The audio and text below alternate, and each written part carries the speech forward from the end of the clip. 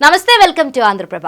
ఏపీలో TDP BJP Janasena పొత్తు నేపథ్యంలో సీట్ల పంపకాలపై చర్చలు జరుగుతున్నాయి. ఇప్పటికే ఢిల్లీలో పలు దాఫలాలుగా చర్చల తర్వాత చంద్రబాబు ఇంట్లో మరోసారి కీలక నేతలు చర్చించారు. అయితే బీజేపీ అడుగుతున్న ఎంపీ సీట్లలో విశాఖ కూడా ఉంది. అయితే విశాఖపై ఇప్పటికే జీవీఎల్ నరసింహారావు గంపెడాసలు పెట్టుకున్నారు. అయితే అదే సీటుపై ఇప్పుడు సీఎం రమేష్ కన్నేశారు. ఇటు టీడీపీ నుంచి కూడా విశాఖ కోసం పెద్ద ఎత్తున పోటీ ఉంది.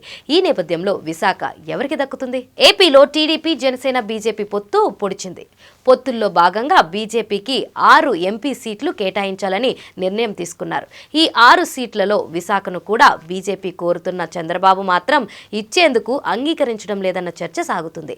బీజేపీకి విశాఖ ఎంపీ సీటుకు బదులుగా అనకాపల్లి ఎంపీ సీటు కేటాయించాలని చంద్రబాబు భావిస్తున్నారు. కానీ బీజేపీ మాత్రం ఉత్తరాది ఓట్లు ఎక్కువగా ఉన్న విశాఖ లోక్సభ సీటు కోసం పట్టుబడుతున్నారు. ఈ నేపథ్యంలో తాను విశాఖ నుంచి పోటీ చేయాలని భావిస్తున్నట్లుగా బీజేపీ మాజీ ఎంపీ సీఎం రమేష్ వెల్లడించారు. ఆ పార్టీ నేతల భేటీలో మాట్లాడుతూ విశాఖ నుంచి పోటీకి తనకు ఆసక్తి ఉన్నట్లు తెలిపారు. అయితే అధిష్టానం ఏ సీటు కేటాయించినా పోటీ చేసేందుకు సిద్ధమన్నారు. మరోవైపు బీజేపీ టీడీపీ జనసేన పొత్తుతో తాడేపల్లి కోటలు కదులుతున్నాయి అని ఆయన వ్యాఖ్యానించారు.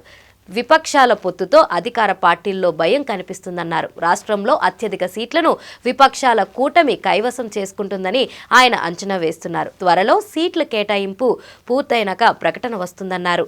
రాయలసీమలోని కడప జిల్లాకు చెందిన సీఎం రమేష్ సుదీర్ఘకాలంగా టీడీపీలో పనిచేశారు. ఆ తర్వాత బీజేపీలో చేరారు.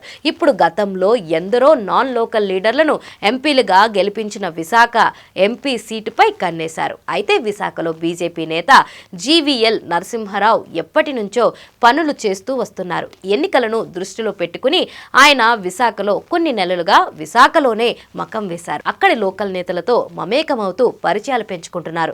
పొత్తు పెట్టుకున్నా పెట్టుకోకపోయినా విశాఖ నుంచే తాను పోటీ చేస్తానని ఆయన పలుసార్లు బహిరంగంగానే ప్రకటించారు. అటు బీజేపీ అధిష్టానంతో కూడా జీవీఎల్ కు మంచి సంబంధాలుండడంతో పొత్తుల్లో విశాఖను బీజేపీకి కేటాయిస్తే జీవీఎల్ పోటీ చేయడం ఖాయంగా కనిపిస్తుంది. మరి విశాఖ చంద్రబాబు ఎలాంటి నిర్ణయం తీసుకుంటారో చూడాలి.